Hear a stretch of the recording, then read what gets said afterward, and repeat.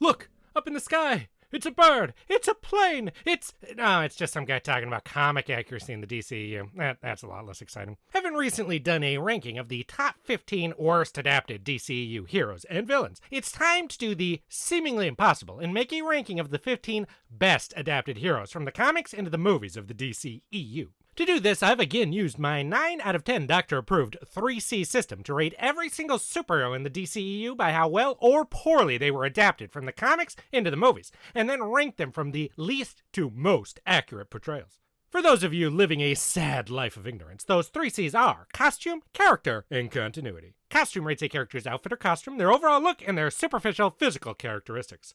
Character rates their personality, their relationships with others, and their powers or abilities. And continuity rates their origin stories, their iconic moments, and their overall place in the world, universe, or timeline. Now, as I always say, and this goes double for this list, a character's ranking on this is not an opinion on whether or not they're a good or bad character, or, honestly for this list, even a good adaptation at all. Only how well or poorly they're adapted from the comics in relation to the other heroes on this list below them. The DCEU isn't really well known for its deep adherence to the source material, so are there gonna be any good adaptations? Did any of the good adaptations they did have even help the movies they were in, or were those ones that bombed? Let's take a look and find out with the 15 most well-adapted DCEU superheroes. Starting our ranking with the character who ranked at 15 with Topo. In comics, Topo is an octopus friend and ally to Aquaman. He's been portrayed in a few different ways across continuity changes, but the original and absolute best version was a small octopus of above average intelligence who can play musical instruments and assists Aquaman from time to time. Well, in the DCEU, Topo appears in the first movie playing the drums in a quick, unnamed cameo. And in the second movie, he is actually named, and is an ally to Aquaman in a few scenes. The movie version's name stands for the Tactical Observation and Pursuit Operative, and we learn that he was genetically engineered for espionage purposes, and is given the ability to enter in invisible stealth mode. While in the comics, it's just his name. There's nothing weird like that. The classic comic version is usually portrayed as a purplish color, while the movie version is a blue color. Though as I said before, he's been portrayed many ways across the years, including a humanoid form and a gigantic kraken, so I really can't complain about something like that. Next up to 14 with Atom Smasher. Atom Smasher in the comics and movies is Albert Rothstein. Both versions share a connection to Al Pratt, in the comics as his godson, in the movies as his nephew. In the comics, Al Pratt was the Golden Age Atom, and though Albert Rothstein originally went by the hero name Nuklon, after his godfather's death at the hands of Extant, he took on the name Atom Smasher to honor his legacy, including changing his costume to pay homage to his fallen idol. In the movie version, Al Pratt is still alive, and instead of being the original Atom, he's the original Atom Smasher, with Rothstein inheriting his uncle's costume, name, and somehow his powers in the modern day. Both versions of Atom Smasher have served within the Justice Society, though the comic version has an of America at the end, and both versions have the same ability to increase their size and strength. Both versions also have very similar costumes, including the white eyes look that most adaptations don't even bother trying to do. The major difference between their outfits being the movie version has the full sleeves, while the comic version ain't scared to show off his guns. One of the major differences between the two is how they deal with the brutal liberation of Kahndaq at the hands of Black Adam. In the comics, Black Adam had been serving on the JSA for a while as an act of redemption for his past misdeeds. But after becoming frustrated with the JSA's unwillingness to deal with the villains that they fight permanently, he left the group to go pursue a more murderous version of justice, and persuaded Atom Smasher to join his cause, going off to kill those who'd been oppressing Kahndaq together. Both eventually being confronted by the rest of the Justice Society, with Atom Smasher eventually returning into their fold. In the movie version, he first meets Black Adam while the Justice Society confronts Adam's brutal liberation of his country. And though he does begin to form a bond with Adam across the movies, he's never really pulled to the dark side in the same way and stays aligned with the other more traditionally heroic heroes. At 13, we come up to Yulan Gurr. Calling Yulan Gurr a hero is a bit incorrect, but he's not a straight-up villain in the comics, and in the movie, it was his heroic side that was portrayed, so we're gonna go with it.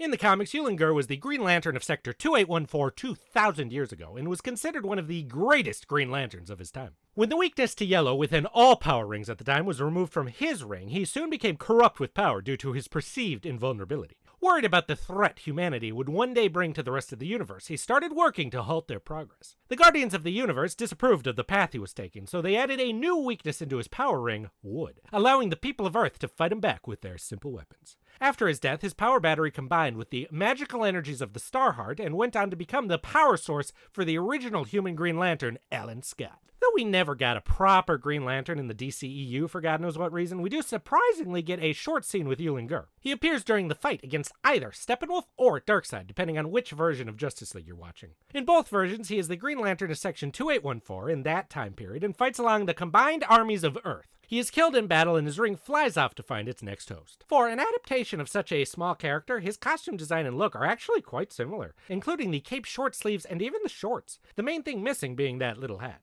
We see that he sides with Earth against Apocalypse, but that does not mean he doesn't have issues with humanity. We see him for way too short of a time to learn anything about his character. And while we don't get an exact date for the Battle of Earth's forces against Darkseid, we do know that it took place before the fall of Atlantis, which we were told was somewhere around 3000 BC, making this version of Yulan Gurr's death long before the comic versions, and from a very, very different source.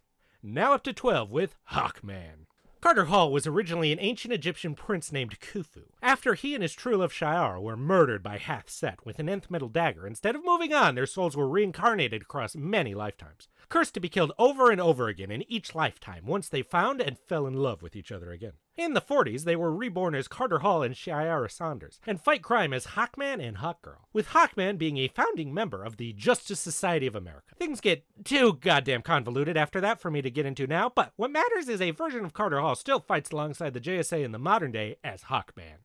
Having lived so many lives, Carter is an expert with nearly all weapons. He uses a wing harness in combination with the gravity-defying properties of nth metal to fly, and favors a mace as his main weapon, with the nth metal in his suit also granting him enhanced physical abilities, including strength, durability, and a faster ability to heal from injury. In the movie version, we actually learn very, very little about Hawkman's backstory. As far as the movie portrays him, he's just a hero who helped found the Justice Society and goes to fight Black Adam. However, there are lines in the movie, like when he states his feelings about not fearing death, that imply that his backstory may be at least somewhat similar to the comics. However, they never explicitly reference Hawkgirl and whether she's alive or dead or any of his reincarnations, so that's really all just speculation, even if it seems pretty obviously confirmed. Like the comic version, he's a founding member of the Justice Society and uses nth metal to increase his abilities and defy gravity. Though, instead of having hawk-like wings, the movie version's wings seem to be made entirely of nth metal as well. While the helmet is incredibly close to the cut of the comics, he wears red tights instead of green ones, and they ditched the comic version's iconic no-shirt/hairy chest look for a full chest armor. One of these days, a live-action Hawkman will have the balls to go full shirtless, but not today. While comic and movie Hawkman are both heroes, they both have a more brutal side, having a hit-first, ask-questions-later mentality, and somewhat enjoying fighting an opponent as strong as Black Adam.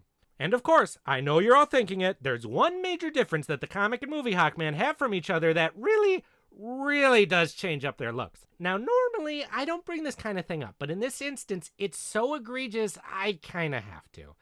The movie version of Hawkman has a beard, which is a strange thing to add in since his jawline is about the only thing we see besides his mask. No idea why they'd go that route. Either clean-shaven or manly stubble for my Hawkman. Now up to 11 we have Blue Beetle, or more specifically, Ted Kord. In the comics, Ted Kord is the second hero to carry the mantle of Blue Beetle. The first was Dan Garrett, an archaeologist who found an ancient blue scarab that imbued him with many powers he used to fight evil. Eventually, later in life, he becomes one of Ted Kord's professors, and Ted reaches out to him for help when he learned that his uncle was creating an army of super androids to take over the world. While stopping Ted's uncle, Dan Garrett was fatally injured, and he asked Ted to continue the legacy of the Blue Beetle after his death. Ted agreed, but could not get the scarab to work for him. Instead, he relied on his genius to help fight crime, and developed a number of gadgets and a flying beetle ship that he used to continue the legacy of the Blue Beetle without the powers of the previous version. Now, we never actually see the movie version of Ted Kord, except for a few brief appearances in the opening credits. But in that time, the movie does a fairly admirable job at adapting Ted's backstory. He was a student of archaeologist Dan Garrett, who had discovered the scarab. However, in the movie, we don't have confirmation of Dan ever operating as a superhero while the scarab was bonded with him. But we aren't explicitly told he wasn't either, and later we even see a version of his costume on display.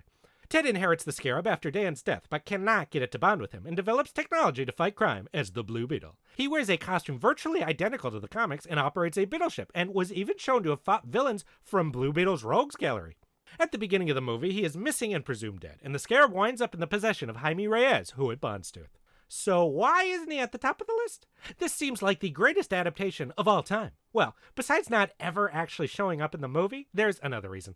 Just about everything besides those opening credits that we learn about him is entirely made up for this movie. Comic Ted does not have an evil sister named Victoria who takes over his company after his death, and he does not have a daughter named Jenny. We also learn that when his daughter was young, Ted's wife died and Ted became distant with his daughter, escaping into his tech and superhero career before eventually going missing. At the end of the movie, we see a message letting us know he's still alive out there somewhere, but due to these changes, he'd likely be quite a bit different of a character than we'd expect for the comic version were he to ever reappear. And for those of you saying, oh, but he does have a sister named Victoria in the comics, that was something added in quick after the movie. But changes made retroactively to match the movies do not count for a list like this. Now up to 10 with Jay Garrick. In the comics, Jay Garrick was the original Flash from the golden age of comics. When Barry Allen was created years later to replace him as the new Flash, it was revealed that they both actually still existed, only on separate Earths in the multiverse. Barry Allen existed on Earth 1, and Jay Garrick had existed as the Flash of the 1940s on Earth 2, with the two meeting in the iconic Flash of Two Worlds, one of the first DC comics to start seriously building DC's multiverse. Though those two universes merged much later after the Crisis on Infinite Earths, causing Jay Garrick and other Golden Age heroes to have existed during the 40s on Earth 1, and changing Barry to having been inspired to take his name from the original Flash of World War II.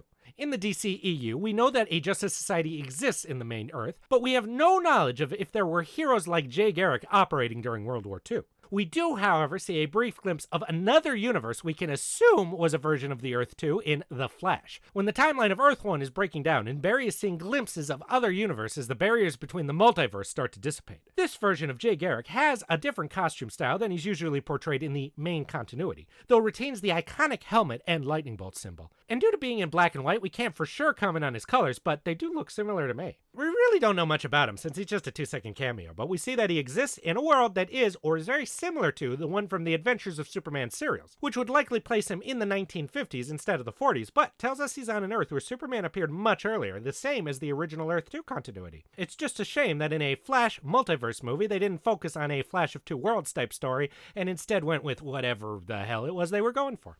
Next up at 9, we reach Blue Beetle. Again, this time Jaime Reyes. In the comics, Jaime Reyes is a high school student from El Paso who finds the Blue Beetle scarab after it had been lost and brings it home. It bonds to him, covering him in advanced armor and granting him advanced weapons and abilities he uses to become the third hero known as Blue Beetle. In the DCEU, Jaime Reyes is a college student living in Palmera City. After Jenny Cord has stolen the Blue Beetle scarab from her evil aunt, she gives it to Jaime for safekeeping. He brings it home and it bonds itself to him, giving him the abilities to become the second, or maybe third, hero known as Blue Beetle. Both versions have incredibly similar costumes, with the main difference being that the comic versions is a lot tighter. And instead of a full face mask that makes him kind of look like a Beetleborg, it's much more molded to his face and has a mouth. Both versions have very similar abilities, including flight and the ability to manifest weapons. Both versions gain the scarab and these abilities without the guidance of the previous hero to wield the mantle. Both versions of the scarab are revealed to be ancient alien technology created by the Reach to conquer other planets. And initially, the scarab pushes Jaime to use lethal means against enemies, but over time, Jaime influences it towards good. Like Ted Kord, one of the major differences between comic and movie Jaime is his family. All of them are drastically changed into completely different characters for the movie, including his sister's age, his mother's name and occupation, and the addition of an uncle. Likely these changes were made to account for his family taking a much larger role in the movies than they ever did in the comics. Now up to 8, we have Katana. Tatsu Yamashiro in comics and movies was married to a man named Masio. In some point in the past, Masio was killed by members of the Yakuza. In the comics, he was killed by his own brother out of jealousy for his marriage. In the movies, we do not get the details, but according to extended media, the details are likely similar. In both versions, her husband was killed with the ancient sword known as Soul Taker, and his soul was trapped inside. Tatsu went on to wield that sword to both gain revenge and eventually become the hero known as Katana. In the comics, Katana is best known for serving on the Batman-associated team known as the Outsiders, alongside heroes like Black Lightning and Geoforce. However, in the DCEU, there is no reference to this group, and being that Batman's goal of putting a superhero team together is such a big part of this universe, we'd likely have heard of it if there was such a team. In the comics, she has worked alongside Task Force X, though not in the official capacity seen in the movie. She's worn a few different styles of costumes through the years, the movie taking inspiration from her black and red outfit with the white mask. And at 7, we now reach the one that's gonna piss off a lot of people, Superman. In the comics and movies, Kal-El was the son of the Kryptonian scientist Jor-El, who rocketed his son to Earth to escape the destruction of the planet Krypton. Both versions landed in Smallville, Kansas, and were taken in and raised by Jonathan and Martha Kent as their own son, Clark. In the comics, his parents instilled him with a strong sense of good old Midwestern virtues of right and wrong. giving him the moral compass he'd follow for the rest of his life as Superman. In the movies, we don't really see a lot of the lessons they taught him, but what we do see paints a very different story. His father was terrified of how the world would receive Clark when he revealed himself, unsure whether Clark should risk exposing himself even to save a busload of drowning children, and willingly dying from a tornado just to stop Clark from being revealed in front of a group of people. This tells us that movie Pa Kent's view of the world is a lot more cynical and distrustful than the comic versions, and this distant coldness towards the rest of humanity follows Clark into adulthood even as he tries to do good for the world. And for his mother, in the comics, though his parents raised him in a way that made it just the obvious thing to do to use his great abilities to help the world, in the movie she straight up tells him that he doesn't know this world a damn thing. Very, very different upbringings that show in how he interacts with the world in the future as Superman. Both versions grew up in Smallville, both versions grew up around other kids like Lana Lang, both versions learned to control the many blossoming powers granted them by Earth's yellow sun as they grow up, including flight, super strength, heat vision, invulnerability, and other abilities. Both versions learned their true Kryptonian heritage, moved to Metropolis to become reporters for the Daily Planet, and reveal themselves to the world as Superman, using their great powers to save lives all over the world and being hailed as the greatest hero of all time. Their costumes are pretty similar. The movie version's a lot darker than the comic ones usually portrayed, and though the movie version does ditch the red trunks, there was comic precedence at the time, as the New 52 reboot, which I hate by the way, had introduced a Superman without them very recently into the main continuity. And like most movie adaptations, they also ditched the S on the back of his cape as well. Both versions wear glasses as their primary mode of disguise and their civilian identity as Clark Kent, though the comic version is often a lot less obvious about it, slouching and changing up his hair quite a bit more. Both versions fall in love with fellow reporter Lois Lane, though in the comics it takes a lot longer before she learns who he really is. And though their relationship is a lot more confrontational than the comics, both versions become good friends and allies with Batman, Wonder Woman, and other heroes of the Justice League. Both versions face off against villains like General Zod, Lex Luthor, and are eventually killed in battle with a monster known as Doomsday, the world mourning their loss and them heroically returning to life later on. The details of all these things are very different, but the broad strokes are very, very similar.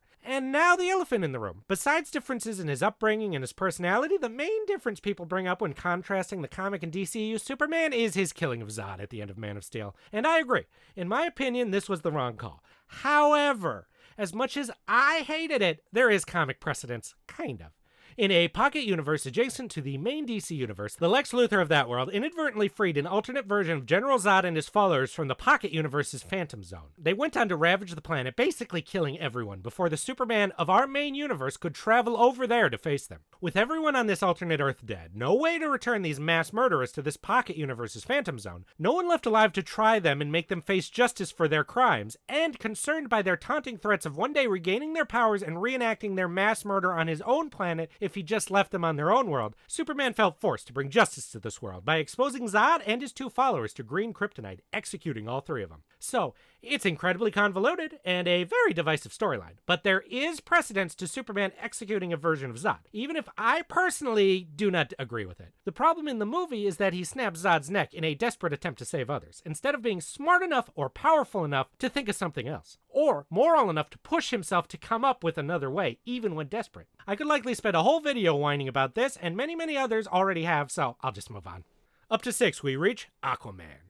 Aquaman in the movies and comics is Arthur Curry, son of lighthouse keeper Thomas Curry in the Atlantean Atlanta. Due to his mixed heritage, Arthur learned he had the ability to breathe underwater, swim at incredible speeds, and that he was strong enough to survive under the immense pressures of the ocean, as well as finding he had the ability to communicate with and control marine life. Both versions go on to become founding members of the Justice League, marry and bury a child with Mera, and become the King of Atlantis. Both versions also fight villains like Black Manta and Ocean Master, with his connection to them matching the retcons established during the New 52 era of DC. Though Aquaman is more popularly shown as clean-shaven, the movie version is an adaptation of his more edgy, badass, shirtless, bearded, long hair phase from the 90s. Though in his solo movie, he gains a costume very close to Aquaman's classic look, including the golden scales, tight green tights, and big green gloves. The main difference between the two versions is his personality. In the comics, Aquaman is usually portrayed as one of the less charismatic heroes, while in the movies they give him kinda a rough and tumble dude bro personality. Honestly, if you want a more traditional Aquaman look and personality, just imagine Orm in the second movie when he's becoming a little more heroic, but just dressed as Aquaman.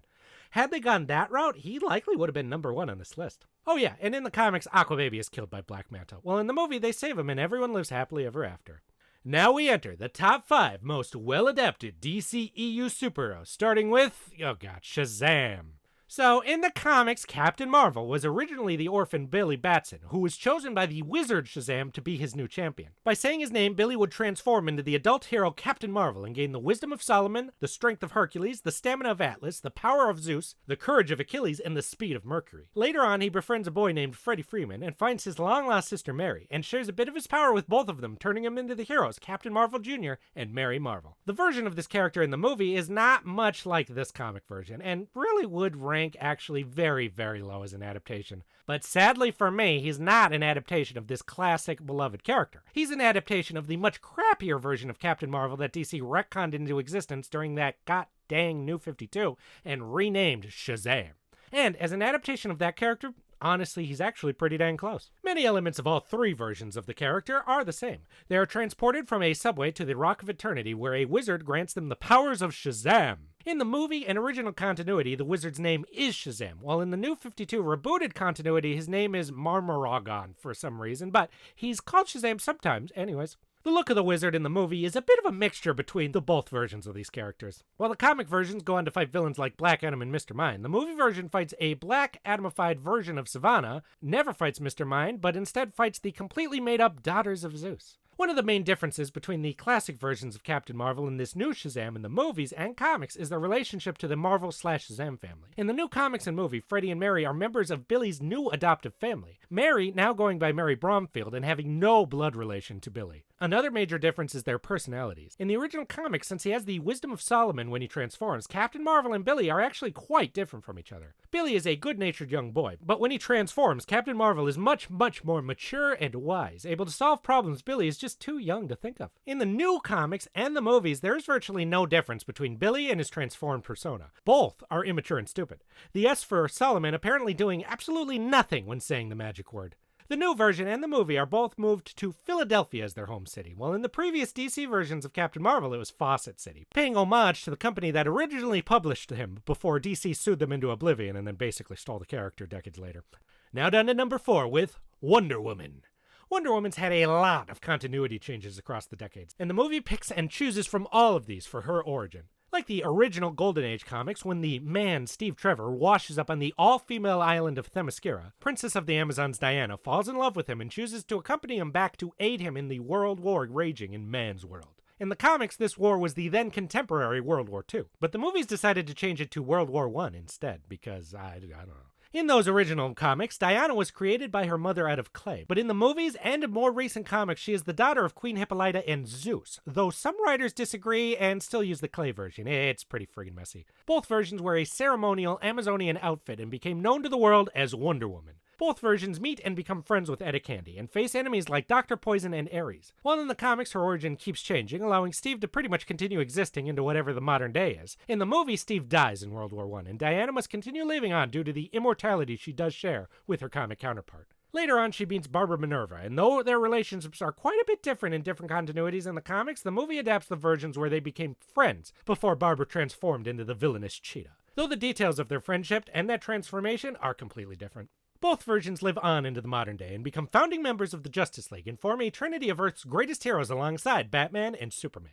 Her costume is a very close adaptation of the one that had debuted in comics just before the movie came out, though likely the comic version took the upcoming movie versions as inspiration, or they kind of influenced each other. Either way, it's also similar to the classic skirt she'd originally worn in her earliest appearances. She has her lasso of truth that can compel the truth from anyone bound by it, her bracelets of submission that she often uses to deflect incoming bullets to protect people, and even has an invisible jet. Though in the movies they make this some kind of weird ability to place a veil around objects, while in the comics it was just an invisible plane she owns. There are two sides to Wonder Woman in comics that different writers are always disagreeing about on how she should be portrayed. There's the more aggressive and warlike Amazonian warrior version, and the more compassionate, loving, and peaceful Amazonian ambassador version. Like the comics, the movies argue about which version she actually is, with Batman vs. Superman and Justice League showing the former, while the Wonder Woman films portray her more as the latter. Both versions have roots within her decades of appearances in the comics, and anyone who tells you otherwise is just outright lying to you. So, even this somewhat contradictory portrayal is actually pretty accurate. The movie, though, failed to have the Amazons ride around on kangaroos, though, and that's a huge shame. Now down to the top 3 most accurately adapted DCEU heroes, starting with Mera. Both versions of Mera are princesses from the underwater kingdom of Zebel. Zebel, or Dimension Aqua as it was originally known, has had a few different retcons through the years, but in the comics it's usually portrayed as existing in a separate dimension, while in the movies it is just portrayed as another underwater kingdom. In the comics, she either fled from her realm during a coup, or she was sent out by her father to assassinate Aquaman, depending on the time you're reading. In the movies, she was left behind during a war in Zebel as a child and taken in and raised by Queen Atlanta of Atlantis. All versions eventually met Aquaman later in life, and after working alongside him on many adventures, they fell in love, soon marrying him and becoming the Queen of Atlantis, and eventually bearing a child together. Though, as I said before, the baby thing didn't really go so well in comics. Both versions can have harsh exteriors, but are deeply caring and compassionate underneath, her main priority being the good of her people and family. Like Aquaman, she can swim at incredible speeds and survive under the immense pressures of the ocean. She also possesses the ability of hydrokinesis to control nearby water. In the modern comics, this is due to her royal heritage and special training, while in the movies it is explained as being Atlantean magic she learned. In Justice League, she wears a headpiece very similar to what she was wearing in the comics at the time, but her costume had a much more armor-like look in the movie. But in Aquaman, she switches to a scaled bodysuit-style costume much closer to what she'd been wearing at the time. Similarly, Justice League portrays her with a much darker, more natural red hair color, Aquaman brightening it up to match the Ariel hair of the comics. And if you take the post-apocalyptic future version of the Snyder Justice League into account, both versions have kinda served on a version of the Justice League. But lastly, one very strange, somewhat creepy change is that in the comics, Reyes is her original betrothed from Zebel before falling in love with Aquaman. In the movies, he's her dad, so that's kinda... Now up to number 2, we have Dr. Fate. In the comics, Kent Nelson first came into contact with the being known as Nabu in the early 1900s while on an archaeological expedition with his father. When his father died, Nabu mentored the boy in the arcane arts and enhanced his physical and mental abilities so he could serve as an agent of the Lords of Order. Kent was then entrusted with powerful mystical artifacts, including the Helm of Fate, the Cloak of Destiny, and the Amulet of Anubis, granting him even greater mystical powers he used to become Dr. Fate and battle against the Lords of Chaos and all forces of evil. In the DCEU, we don't get a lot of details of his origin, but what we do learn implies that at least a version of this is the case. Dialogue in the movie pretty much confirms that this version of Kent Nelson was also a boy in the early 1900s and has lived supernaturally long due to his mystical powers. He encountered Nabu at some point and was granted the Helm of Fate and those other artifacts to serve as an agent of the Lords of Order. Like the comics, he is shown to be incredibly powerful, though the upper limits of his abilities are never seen. Both versions became founding members of the Justice Society. In the comics, this was during the 40s, but in the movie, we never learn how long ago it was.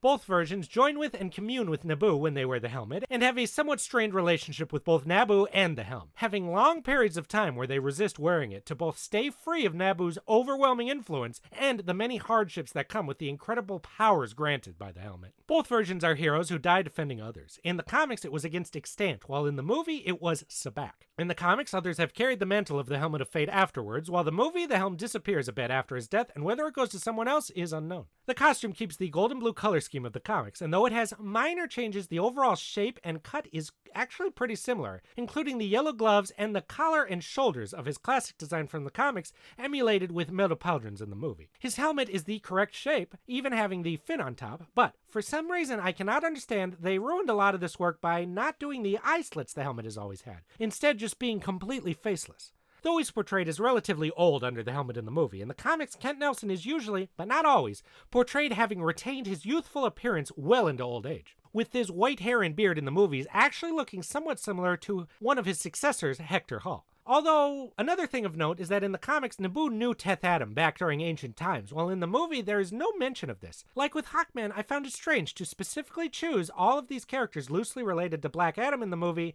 and then not capitalize on any of it at all. But now, finally, the number 1 most well-adapted character from DC Comics into the DCEU is a three-way tie between Darla, Eugene, and Pedro of the Shazam family. While Mary and Freddy were changed just enough to keep them just a little below this list, and Billy was different enough to just make it into the top 5, Eugene, Darla, and Pedro are nearly as one-to-one of a comic adaptation as we have ever seen.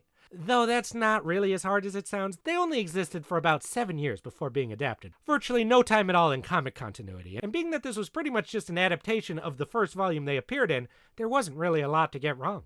Both versions are the adopted children of Victor and Rosa Vasquez, and the adopted siblings of Billy Batson. Pedro Pena is a quiet, huskier boy interested in working out. Eugene Choi is a self-superior but intelligent boy who enjoys reading. And Darla Dudley is the kind and excitable youngest sibling who's very happy to welcome Billy into her family, though he's initially apathetic to it. Through the course of the comic/movie, Billy starts to think of them as his family. And when their lives are endangered, he shares his power with them, aging them up to adulthood and granting them costumes and powers like himself. Their looks as both kid and adult superheroes are very, very similar, and though in the first movie they were portrayed as each having a different power, in the sequel they were shown to all have powers matching Billy's like they do in the comics. Though the powers they did have do somewhat match specialties they've been shown as having more affinity for in some comics, including Eugene's electricity, Darla's speed, and Pedro's strength. Well, Billy, Mary, and Freddy all had their names stripped from them during the New 52 era of DC, leading to some confusion about what to call them as superheroes in both the comics and the movie. Darla, Eugene, and Freddy were all created after that and never got good official superhero names, so this awkward state as just members of the Shazam family actually matches the comics. And though in the comics it was Black Adam they all fought together for the first time, the movie's version of Dr. Sivana was basically a crappy Black Adam, so the vibe is very similar. And the 7 Deadly Sins were involved in both as well. One actually kind of strange difference is that usually the original comic versions have very simple costumes, while the movies add a bunch of random lines and crap to the designs. But in this case, it actually went the opposite way, with the random lines being on the comics and the movie versions having more traditional costumes, though over time the costumes have changed to be quite a bit simplified. And for those of you curious, the order of the 3 of them individually from least to most accurately adapted would be Pedro, Eugene, and then Darla. So technically, I guess Darla Dudley wins in the end by a fraction. Now, just imagine if they'd taken this effort to accurately cast and adapt characters anyone cared about. And there we have it, the 15 most well-adapted DCEU superheroes. What do you think? Were these characters adapted well, or were they changed too much and contributed to why the DCEU didn't strike with audiences the way Warner Brothers had hoped that it would? Did any changes actually benefit the movies in your humble opinion? I certainly know there's a lot of you out there who deeply loved at least half of this universe. Do you prefer the darker, grimmer take on the DC universe the movies were initially going for, or the more colorful, campy tone it was going for towards the end? And most importantly, will the new DCU replacing it give us something more akin to what people wanted out of this, or is it going to be even harder to fill 15 slots in this list when it finally gets enough movies to do one? Next up will be the most well-adapted DCEU villains, which will certainly be interesting. I've already got quite a large list of other universes to do this with once I'm done with the DCEU, but if there's one that you really want to see me do next, or just add to the list, let me know below. And always remember, you too can be a hero by liking and subscribing and clicking that little bell thingy. And now I don my glasses and return to my meek, unassuming alter ego until the world needs me to suit up for the never-ending battle for truth, justice, and adapting things like they are actually supposed to be.